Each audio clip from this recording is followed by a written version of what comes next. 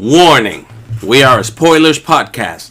At times we are also an offensive podcast. And we are most certainly a verbally explicit podcast. So if you fear for any of your delicate sensibilities, please back up now before you reach the point of no return. Alright, pussies, this is your final warning. Welcome to another disheveled, unkempt, and unraveled episode of Cinematic Anarchy. And today, we have with us... It's just us two. It's just us. Well, we got your dog wandering around in the background, and, of course, the... yeah, he's being a shit. We've gotten the proverbial 10-minute warning from the boyfriend here. Yeah, before he starts yelling. Miss B's boyfriend, not mine. I've got to be specific. Know. I didn't exactly say whose it was, you know. Okay, anyway. And today we're going to go ahead and have a nice brief discussion about a film that we both fell in love with. Mary Elizabeth Winstead starring in Kate.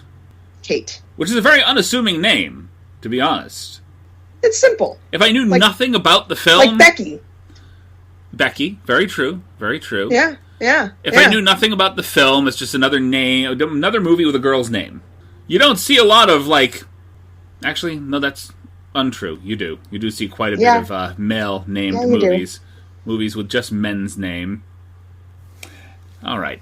I'm tripping over my tongue already, and I have not even gotten 2 minutes into the podcast with you, Miss B, so I apologize. Anyway, this is a good-ass fucking movie. Let's get into it. Let's move on. Otherwise, I can just ramble at the screen for a while. Alright.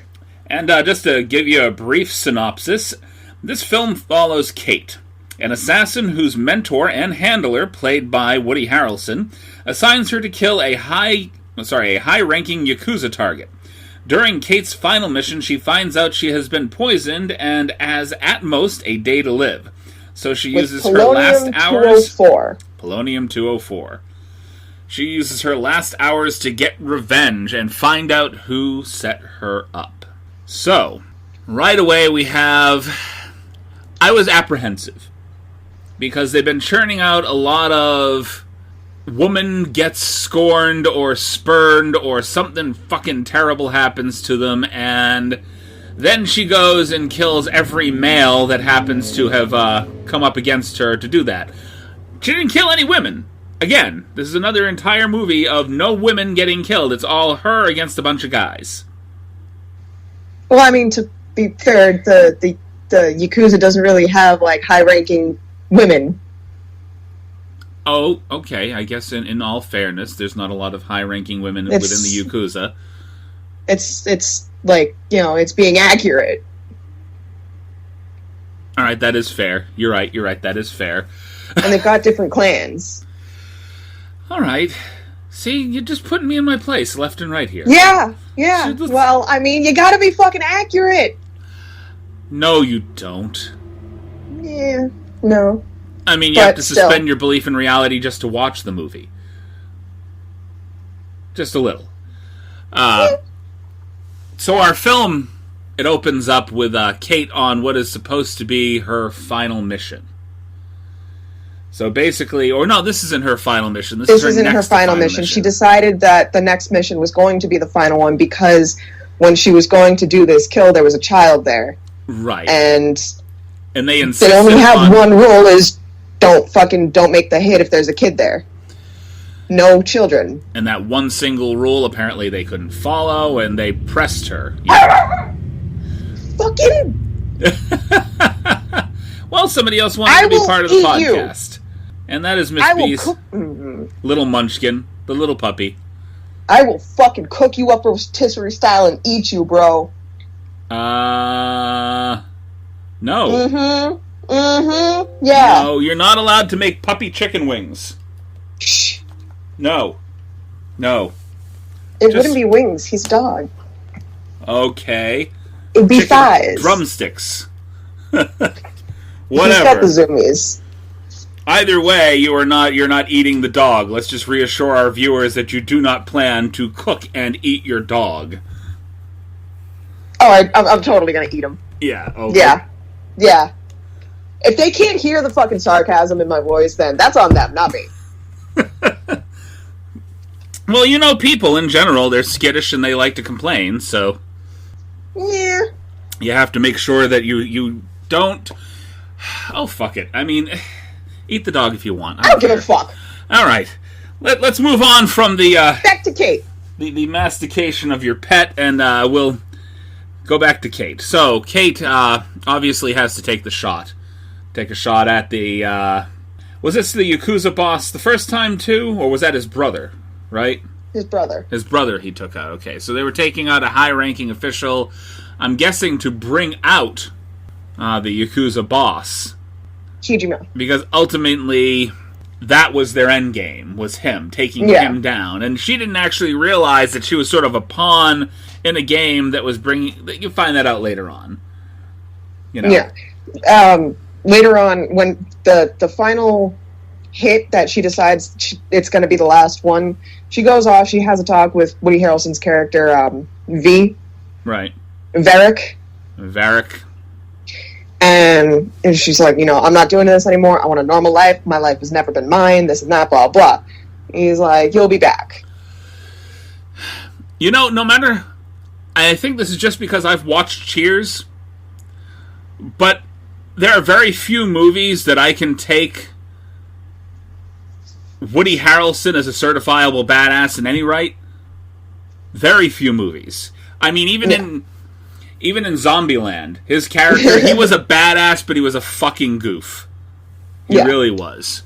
You had... I mean, that's who he is. You had his character Mickey in Natural Born Killers, which was just him manic and crazy. But him being just sort of stern-faced and serious, I had a tough time with. Like, I'm used to his sort of manic attitude, not what we got from this movie. So of everything that went on in this movie, I think there are several people that they could have gone with in his place that probably would have delivered a better performance. I wasn't fond of Woody Harrelson in this movie. So who would you have put in his place? Oh, good lord. There's several people that I could think of off the top of my head. Your top three. Pick your top three. If James McAvoy was a little older, they definitely could have used him. He would have had to have been a little older. He's a little too young to have played her mentor in this. I mean, they have prosthetics for a reason. I mean, I guess so. Makeup is a total fucking thing. They can make you look old and shit without any effort. I'm trying to bring up this guy's name right now. Stanley Tucci would have done a great job. Oh my god, yes. In his position. I think that Stanley Tucci definitely would have done a fantastic job in his position. But there's one guy in particular that I think could have pulled off the certifiable badass, and I'm trying to remember his name off the top of my head, and it's not coming. He was in The Kingsman. He was in Shazam. He was in Shazam as Dr. Shyvana, the main bad guy. So okay. Yeah, no, I know who you're talking about. I don't know what his name is off the top of my head. I'm looking it up. I'm doing a little bit of Google. Just look up Shazam. I'm doing a little bit of Google right now, which, obviously... Oh my God. And I thought, Mark Strong as Dr. Savannah. But I think Mark Strong definitely would have done a really good job in Woody Harrelson's position here. Yeah. Because you're looking for somebody that you're used to having a fairly stern demeanor. And when you give Woody Harrelson nothing to animate, it's just... His delivery of his lines were just dull and lifeless, and I couldn't get into him in this movie. Kill him sooner is the only thought that I knew he was the bad guy. I knew he was going to turn on her in some way, the way that he did things. I do like that several scenes of her crossing rooftops had a big building with Tokyo Ghoul playing on the building. That was good. Dude, all of the fucking scene where she's, driving through the city, and she's, this is just after she got poisoned, and it's fucking, starting to really kick in. Right. And, she steals someone's car and fucking flips it. How the fuck did she not die, first of all, in that whole fucking car accident? She fucking rolled on a very busy street. First of all, all the cars that she passed by, and she passed by several, She decided... Everything's lit up fucking neon with LEDs and shit. It's fucking beautiful. I swear to God, boy, if you start yelling, I'm gonna kick your ass. She managed to steal the only vehicle that was like some kind of bubblegum pop metal nightmare. Just... it was horrible. I want to visit. It looks fucking beautiful. It looks like so much fucking fun. The car itself looked fun. As a getaway vehicle, not so much. Just the whole, like, fucking vibe in Tokyo and shit. Well, I mean, yeah, I want to go visit Tokyo, not for that car specifically. Did I specifically say it was for the car? Well, it started off by talking about the car and going through town. It started talking about the scene with the car. Right. And I was talking about how, like, everything's all, like, lit up with LEDs. Not just the car, but, like, the whole fucking city. Were you specific about wanting to see Tokyo in general? In general, yeah. No, you weren't. Yeah, I was. You gotta walk me down that trail, like, blatantly. Otherwise, my mind just goes off everywhere. You've literally... Anyway. You take my hand, walk me down the trail. Because if you're not giving me the visuals, then if I fuck up, well, it's still my fault, but, you know... So she gets poisoned because she has a one-night stand with some random guy, and fucking right after they're done, she goes through his wallet and memorizes his fucking address, just in case. Yeah, based off of that interaction between the two of them, they both should have gone home alone. They really should have. Yeah. Hey, you know, anything but hey. Well, not even, like, he had all, like, this whole fucking, like, pickup line that he fucked up with because he didn't get the right fucking drink. Well, you know, and the thing is that I think she would have gone home with him either way. I think after everything she had been going through, the fact that she had basically decided to move on and make something else out of her life, she had just had that conversation with her handler. He spikes the bottle when they leave, and she fucking, like, she memorizes his fucking address, and while she's driving through the fucking city, fucked up beyond all comprehension, she finds this dude in his house, and his wife explains that, you know, they've been controlled by the Yakuza for ages, and this was their last job, and they were going to let them go and go start a new life. And, like, the wife is, like, totally cool about all of this. The fact that her husband just fucked some random bitch and she just broke into your house. She's being so fucking cool about it. We're going to get to start a new life, and all you have to do is fuck this girl? Oh, yeah, let's do this. No. Right? No. Right? That's not fucking worth it. I don't know. I think a lot of this movie does speak on the culture in Japan.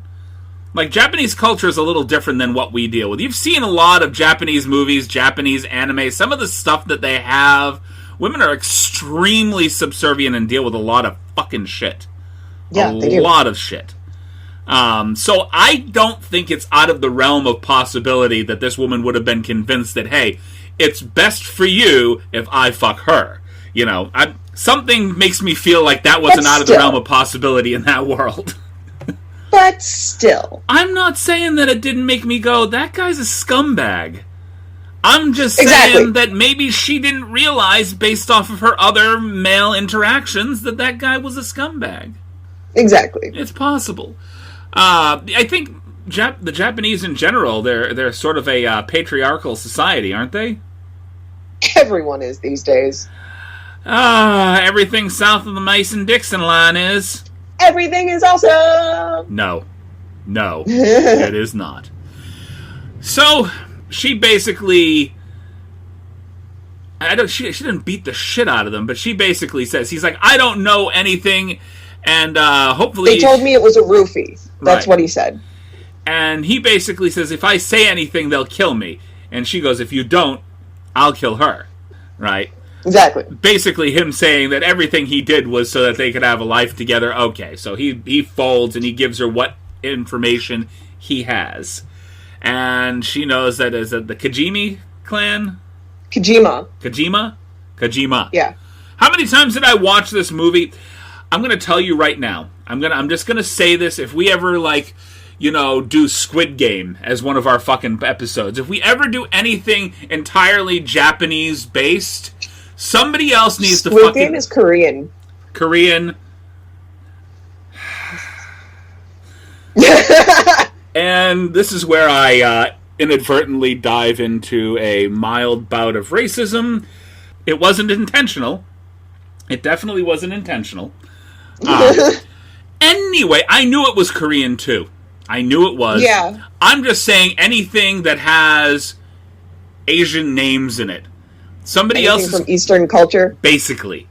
Because you're gonna somebody else is going to have to handle the names because I suck. I genuinely suck. I could watch an entire show. I watched this movie I don't know how many times, right? And nothing stuck. Kajimi. Kajima. See? There you go. Kijima. Kijima. You just told me. And anyway. It's okay. Anyway, she goes through this whole fucking scene where she starts fucking up the Yakuza in this, bathhouse? Is that what it is? It looked like it was, maybe part bathhouse. They were eating. There was a whole, restaurant area. It's like a restaurant. But there was also, bathhouse. everyone was in, there was a bunch of people in, a sauna, maybe 2 rooms down. Maybe it was a Japanese spa of some sort? Possibly. Something like that. But she starts shooting all these people in the face, fucking. She gets, the head honcho guy, fucking shoots him in the face, grabs some other random guy, and he's fucking goes to shoot him in the head. She ran out of bullets, and all his little buddies just fucking start losing their shit. Whatever it was beforehand, it was a bloodbath afterwards. Just covered in everything. She ended up getting these, adrenaline shots from the hospital.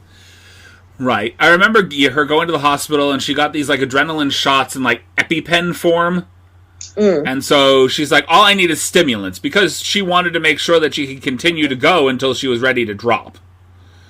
Until she had taken care of what she needed to take care of, and then she didn't care anymore. Yeah, she wanted to finish the job. And so the guys at the bathhouse tell her that the only person who can find Kijima is his niece, Ani, who is the daughter of the guy that she killed at the beginning of the movie. The little girl that was standing there next to her father when she fucking killed him. Which is the brother of the lead Yakuza boss. Mm-hmm. But everyone treats Ani like fucking shit because she's half white. Right, and that's actually, she says that's the reason why she's never met her mother. So immediately we're getting into, another bit of Japanese culture. What do they call her mother? Ginji or something like that? I'm trying to think of the word for it. I know the word. There's several words for it, but there was a specific word she used within the movie, basically explaining that her mother was... Huh? Gaijin. Basically explaining that her mother was half white, and that she is as well, and that's why she's never seen her mother, is because her mother... It's also why they make a lot of very nasty comments towards Ani about being half-breed. Several of the people that are technically her protectors, but instead are trying to kill her to end the bloodline. They want her and her uncle dead to end the bloodline so that there can be a transfer of power, which, again, we find out later on is orchestrated almost entirely by Varric. Renji and Varric. Well, it was orchestrated by Varric, and Renji was working. The original kill was orchestrated by Varric, but after she told him that, I'm out, after this next kill, I'm done, he went to Renji and said, if she quits, if she walks away, I'll terminate her. And Renji took that as, okay, so I gotta take this bitch out, and fucking poisoned her with polonium-204. Right. To which we later find out that Varric didn't actually want her to die. He knew that she was gonna come back. He was fucking working the game and shit. And then after the massacre in the bathhouse, we move on to her going to find Ani. Yep. We go to, her going to find Ani, and Renji has actually sicked the dogs on her. So basically saying, we want you to take out Kate, but not only do we want you to take out Kate, but we want you to kill Ani as well. We need her dead, because we want to make sure that his bloodline goes no further.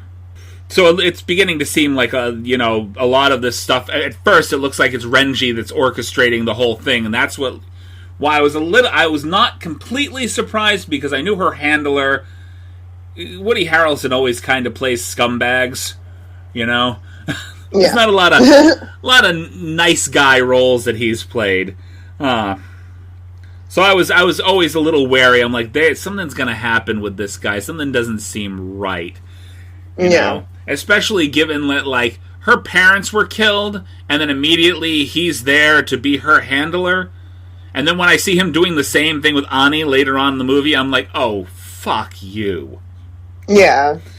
I mean, but we find out about... No, we don't find out about Varric's, like, actual intentions until, like, right after she goes to fucking find Kijima and shoot him. But she doesn't actually fucking shoot him, and then she finds out while she's with Kijima that it was all Renji and fucking Varric. Right. And, it was that very last scene in fucking... Everything leading up to the that climactic battle. Whole fucking fight scene with Jojima. Right. We're going to get to that. We're going to get to that. By panic. Very quickly. We're going to go ahead and dip out to our sponsors. And then we will be back to discuss the second half of the movie. So I'm glad you brought up Jojima. Jojima.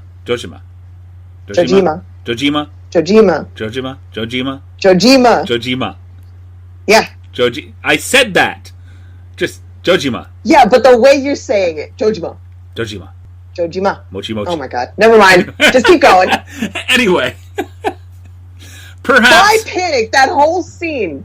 Perhaps my favorite scene in the entire movie. My favorite character. That whole fucking scene is just like pure bi panic, and it's fucking wonderful. He was, I don't know, something intense. Like, this is the thing that I got, though, like, not a single other character outside of, I'm gonna say his fucking name wrong, Kojima? Jojima? No. Oh, the Kojima? Kojima. Outside of him, there's not another single person that I got the sense could go toe-to-toe with her. Alright? Yeah. She was fighting against large groups. This is the only guy that could stand toe-to-toe with her. Right? Which makes the only reason he was taken out was because fucking Ani hit him with a meat... A tenderizer. She tenderized his skull.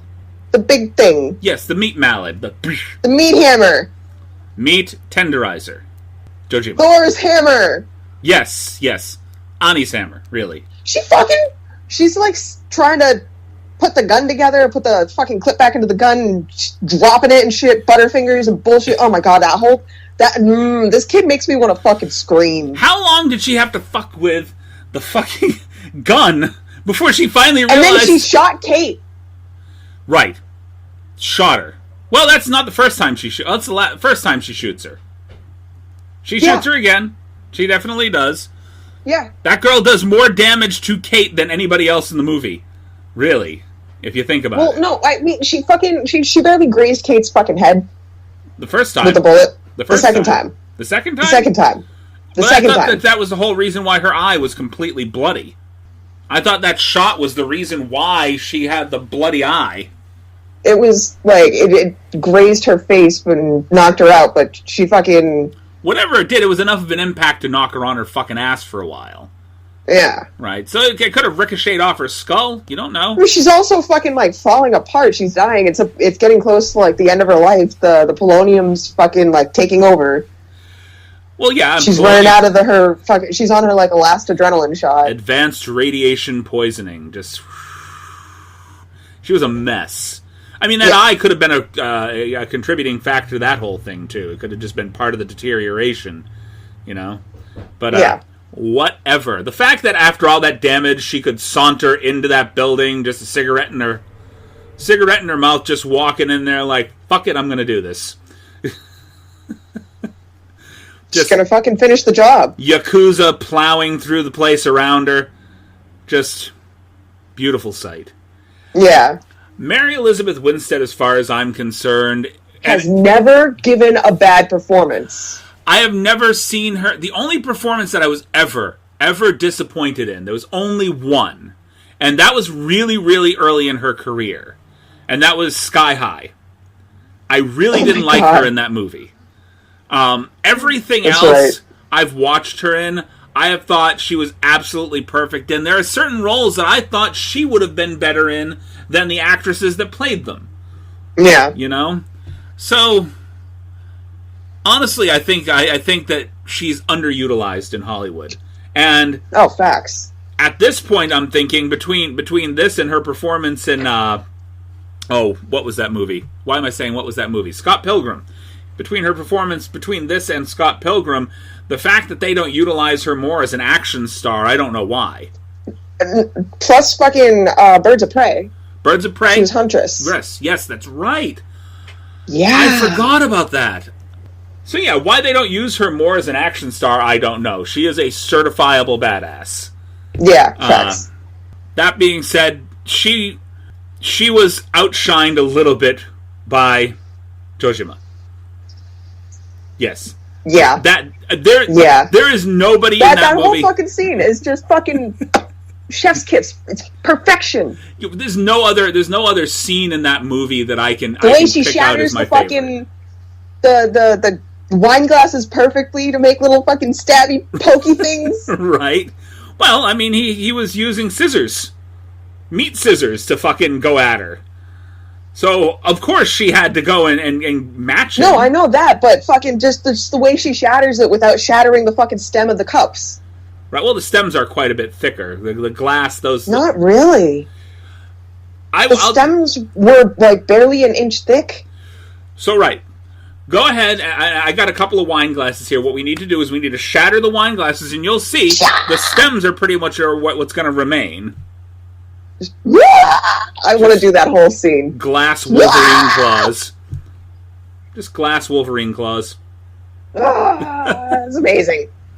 But and I was going to ask that question at the end of the movie, but I think it's sort of a general consensus. Like, the best scene in the movie, absolutely, was that fight scene. Hands fucking down, perfectly choreographed, and even had that comedic backdrop of Ani trying to fumble a fucking gun together while she's getting her ass kicked. Embarrassing. You are a child of the Yakuza and you don't know how to put a gun together? Well, she's a solidly ignored child of the Yakuza. If you remember her talking, because she's half white, they ignored the hell out of her. What?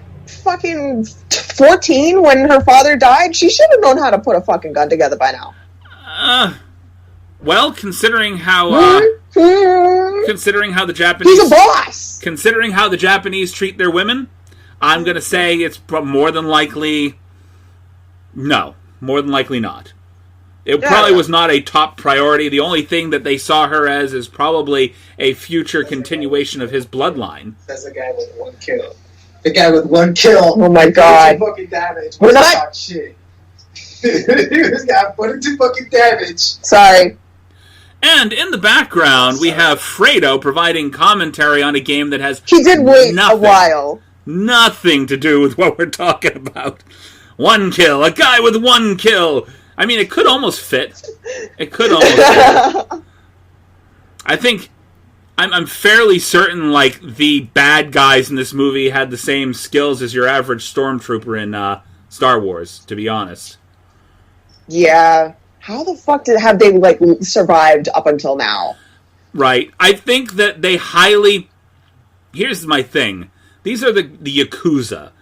In general, as... I don't know shit about the Yakuza. As mobs go, training-wise, Yakuza members tend to be very highly skilled. Very highly skilled in the handling of weapons, and in some cases, martial combat, hand-to-hand combat. So the fact that they presented them as if they were a bunch of fumbling idiots who couldn't fire a fucking gun, right? That's why I was terribly impressed with Jojima, because he was what I felt most of the people in this movie should have been. He's so fucking savant about everything. It just exactly. That's a chef's kiss, guy. By the way, guys, chef's kiss. No, I don't know. All y'all hear is just a pop. Pop, pop, yep. No video here. We're just, put the fingers to the lips, mwah, So, we move on through our final battle in the movie. No, we haven't moved on yet. We've gotten to the point where she is finally at the uncle's house. At the tower where Varric's fucking holding Ani. Oh, okay. No, we haven't gotten that far yet. We've gotten just as far as Jojima's fight. Okay. That's as far as we've gotten. So Ani kills Jojima. And they move on to... actually, shortly after that, they meet up with, was it Renji? Renji. And this is the first big mistake. They find Renji. Renji's sitting in his car with his drivers and fucking bodyguards and shit. And they see Ani standing in the middle of the fucking road. She puts her fingers up in a gun. She puts the finger guns up and pretends to shoot, and people start getting killed off. First of all, that is a fucking great scene. It was a great scene, but if you have it's also derivative off something else that I remember, but I don't. I do. Chris Evans in the movie The Losers, where he's trying to escape, and he puts out his hand, and he points at each individual person, and way out in another tower, his sniper friend is picking off each guy that he's pointing at, all to the I believe, the music of Don't Stop Believing. Mm-hmm.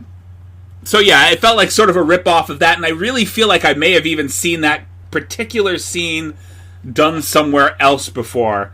And if you're listening to the podcast and you know what scene I'm talking about, please, for the love of God, go over to Anchor, leave us a message, and tell us what the fuck I'm missing. Please. Because I know that I've seen it somewhere else before. I've seen it somewhere. I don't know where. I've seen it like a couple of times. But my idiot pigeon brain is doing the nut thing. Not the thing. It's not doing the thing. There we go. It's late after work in the middle of the week when we're recording this. So this is hump day. We're recording on a Wednesday. It'll be released on a Saturday. So I am toasty. We are both exhausted and doing our best to just kind of keep on track, which is more than we normally do. So that's good. So basically they shoot the two bodyguards. They leave Renji alive. They think Renji is fucking harmless. They think he's just a fucking side character. Biggest fucking mistake that they made this entire movie. Stupid as fucking. She kills everybody else off and fucking leaves Renji alive. Fuck Renji. Because they're banking on the fact that either she's going to be dead soon, or they're banking on the fact that they're going to go. She's going to go kill their main target. You know. Yeah, that's the thing. He redirects them over to Kijima. Right. So basically, she thinks she's getting what she wants. He's expecting her to fucking do what he wants. Right. He wants Kijima to fucking die off so that he can inherit the fucking whole clan bullshit and he basically do his little fucking like manipulation shit with Varric. And so they redirect that way, which is really where Renji and Varric's plans sort of fall apart because they go through the Bond speech. The thing that you never do. You should never do the whole big reveal. If she was already dead, that would have been one thing. But she had just gone in to speak to him. And now we have Varric who pulls up outside and he's talking to Ani and basically laying out everything that Kate had done. Basically the fact that she was the one that killed her father and blah, blah, blah. He's basically advising her, it's like, oh, she didn't tell you, did she? You know, you don't know who killed your father? Yeah. And Varric is doing this basically, I believe, the same way that he did with Kate and her parents. I'm guessing Kate was, her parents were also part of the casualty. Like, you know, your... Collateral damage. Which leads Ani to go off into a rage, does not allow Kate to explain herself at all, but really, what is there to explain there? Well, Kate's still, like, in the fucking family house, the Kijima family house. Right. Fucking, they hear the gunshot go off. Kate comes out and fucking Ani's like, you killed my whole entire family! I trusted you! Shoots her, and then drives off with Varric. She doesn't end up killing Kijima. As a matter of fact, she realizes after... She left him alive. Well, she didn't just leave him alive. She realizes after all the conversation that they had that what was actually going on. So she came to a realization and went outside to go get Ani, and Varric has already got her, basically. Well, she didn't come to the realization. Kijima fucking gave her all the photo evidence. But, well, that's what I'm saying. After the conversation with him, and everything was basically laid bare, she put one and one together and went, oh, well, now I know who's fucking me. You know? Yeah. Fucking... And this leads to the second bullet that Ani basically... This one was on purpose, though. This was definitely on purpose. So Ani lays her out. They think that she's dead. Okay, so they think that she's basically been killed, and Varric drives off with who he's going to now be the handler to Ani. That's what he's trying to play up. He goes, no, we don't need to kill her. I'm going to be her handler, and I'm going to treat her the same way I treated Kate. And he's trying to turn the whole thing around. And he goes off to meet up with Renji at the tower. You know, where everything is basically... It's basically started and began around there. Started and ended around the same area. Because you get the same view of the building with the anime playing up the side of it. Yeah. Now, she's laid out in the middle of the dirt. And I believe this is where Kojima... We already went through this. No, but he brings her back. You just got all the way to them going to the fucking place. No, I got towards Kojima walks out and gives her the last adrenaline shot. Right. I got to Varric and then taking off with Annie. Okay. Well, fucking Kojima gives her last adrenaline shot. She takes that shit and they go to fucking get Ani with his whole fucking little Yakuza army. And by the way... And they fuck shit up. Another one of my favorite scenes. It has nowhere near as good as the fight between Jojima and Kate. But Renji and Kojima, their fight... There wasn't even really much of a fight. Fucking Kojima cut his head off. No, he didn't cut off. It's the other way around. Kojima, yes, right, sorry. My brain... Yeah.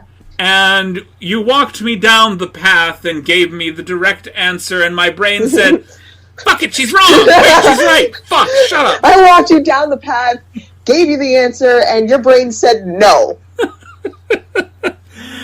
Exactly. Fuck. You shall not listen to logic this evening. These are facts, and facts are not... Facts? Are they? Maybe? Facts are not facts. What? So...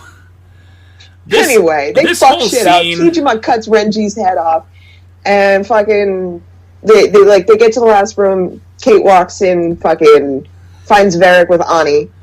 And Woody Harrelson Bond villain speech part 2 is what takes place here.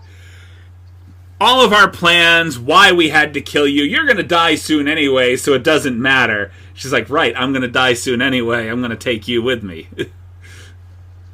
But fucking, they end up shooting each other, and she aims for the gut because it's personal. Exactly. He goes through this whole thing at the beginning of the movie about how, you know, you always shoot for, like, the head or the heart or whatever, but if you shoot in the gut, then it's personal. Another, we actually skipped over another one of my favorite scenes in the movie. There's a scene where there's a guy with, like, I don't know if it's like an AK-47 or something coming after Kate, and they both run out of bullets at the same time, and it's a race for them to both load their next clip. And she beats them like a hair of a second. Yeah.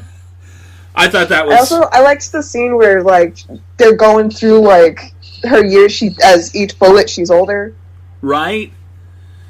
So, they go through her years. I like that initial scene where she pulls the gun to go shoot the guy and it's empty, and they all laugh at her, and she throws the gun down and just stabs him to death. Yeah. It's like, no, don't stab. Don't laugh. That's the fucking, like, that was the second time that shit happened. She goes to fucking shoot the guy and clip's empty, and they all just fucking... Right. Attack and shit. Just, ha! And fucking... In the bathhouse when, like, the guy... clip empties and she goes, boo! I like that there's the actress that plays Ani, she doesn't have a long history yet as an actress. I didn't like her character. It's so fucking annoying. But she did well for, you know, what she was given. A vast majority of what she's done prior to this has been children's television. So... Oh, yeah, she's a kid. Right. Well, I'm just saying she doesn't have a lot of experience as an actress. There was a couple of movies I saw on IMDb for her, but nothing major. So, the performances that she gave, there was a couple of she was an angsty teen that people don't give a fuck about, and mind you, it's a high level amount of don't give a fuck, because she's basically akin to the Yakuza, and when they solidly ignored her and treated her like they don't give a fuck about her, on top of the fact that they tried to kill her throughout the damn movie, of course you're going to generate a don't give a fuck attitude. I think she actually did pretty well for the performance that she gave, but I especially appreciated the performance that she gave at the end of the movie. The realization, it wasn't a lot of her talking, but it was a realization that came over her face as Varric and Kate are going back and forth and talking, and he's basically laying out what a piece of shit he is, right? But also trying to kind of convince Ani to be his next protege. Yeah. Right? So he's trying to paint Kate in a bad light, and the more that they talk, the more that you're realizing Varric's a real fucking dick. Like, a real dick. And it all ends pretty much how you'd expect it to end. She gets her last shot in, and then ends up crawling out to the balcony, where she basically dies in Ani's arms. Yeah. Watching the anime going on over the building. End scene. End film. I think it was a good ending. I think that it was. I like that they didn't make the typical Hollywood BS mistake. They gave it, where they just leave it a cliffhanger. Well, no, not just a cliffhanger, but they gave it closure. All right. Yeah. There's really nothing for Ani to rebel against at this point, because all the people that faulted her are dead. Right, so she can go back, with Kojima, and go ahead. Kijima. Kijima. So, whatever. You're gonna say the names so many times, and there's something, and you're gonna forget every time. Have you not seen that whole episode with Joey and Phoebe's trying to teach him a new language? French. You're Phoebe and I'm Joey, and you're trying to tell me, you're trying to talk French in one ear, and it's coming out blah blah blah blah blah blah blah blah blah. So my brain is not processing what it's supposed to. All right. So now that we've finished up the movie, who do you feel, outside of Woody Harrelson, which we both agree kind of delivered a not so great performance, who do you feel gave the worst performance in the film? Renji. I don't feel like he didn't even come off as weaselly or like he didn't come off as anything other than just he was just there. There was one guy to it. There's nothing to his character. He's fucking boring. He's fucking like empty as a fucking personality. Okay. I was gonna say oh God, what I don't know what his name is. I don't know that they gave the final thug that she killed in the bathhouse a name. I don't know that they gave him a name. Oh yeah, the guy that fucking ratted everyone out, or ratted out Ani. I know I've seen him in something else before, but yeah, he's the one that ratted out Ani, gave Ani up, and I thought he was probably one of the worst performances in the movie. Like, even as a sniveling kind of weaselly guy that's about to get his head blown off. He didn't even fucking, like... He didn't make me mad at him. He didn't make me sympathetic to him. I just didn't feel anything about him one way or the other. There is one guy that, for all intensive purposes, delivered a horrible performance, but it was so underwhelmingly bad, it came off so comedically wonderful. The doctor that tells her she's going to die. When she gets pissed and flips everything off and he walks off, I'll go get a nurse, and walks away. That was beautiful. Nope, fuck this, I'm not dealing with it. Goddamn right. Americans. When the doctor, now this gives you another idea about how they treat women in Japan. When the doctor... Well, I mean, he kind of like gets it. He's like, this girl needs space for a minute. I'm gonna go get a nurse. Let them know. Fucking maybe they can give you, because the nurses are the ones that actually like administer all the fucking medicine and fucking everything. I know, but this girl just threw shit around in a rage. Maybe get an orderly, but a nurse? You're sending a nurse into that. Who knows? It could be a fucking male nurse. You made a valid point. You and your valid It could points. be a very strong-ass female nurse, too. Dave Bautista as a nurse. There you go. I want to see Dave Bautista in a fucking nurse costume now. Right, just in a Candy Striper's outfit. There you go. You hear that, Dave? We will pay for you to do an acting role in a Candy Striper's outfit. I don't know who's paying, but it's not me. I've got 25 cents. That's what I've got right now. Payday's in 2 days. I've got nothing. Life is hard. Yes, life is very difficult. Maybe we can drum up some donations. We can go find some donations to the Get Dave Bautista to Dress Like a Nurse fund, I guess. Just not even a fund. Fucking just petition. Petition? Well, yeah, but I don't think Dave Bautista's getting in a nurse's outfit without a little bit of a monetary. Well, he has to agree to it first. Right. Before we actually put out a petition. Dave, so. if we get a petition together, will you? Dave, we love you. Dave. Put on the nurse's costume. Dave Bautista. Outside of Dwayne "The Rock" Johnson, Dwayne would totally do it. He's been in a tutu before. But outside of Dwayne "The Rock" Johnson, he's probably Bautista is probably one of the only other wrestling actors that I absolutely love. And the thing is that he's just like The Rock. He's just like The Rock, as in he's willing to push himself comedically. He knows he's a big guy, and he is more than willing to take a pratfall and make fun of the fact that he's big, and he puts himself in situations. He's got this weird commercial that he does. Oh, I don't even know what it's for. I think it's like a video game commercial, maybe for the Nintendo Switch or something. But he's out in the middle of a lake in a canoe wearing a fisherman's outfit, and he's got a gray beard and gray hair, and he's just going, just acting just absolutely batshit fucking crazy, like he had just downed a jug of moonshine. That being said, thank you. I thank you once again for sitting down and letting us talk your ear off about some of our favorite movies. And I really don't have anything else to say. I am good. Drink some fucking water, you thirsty bitches.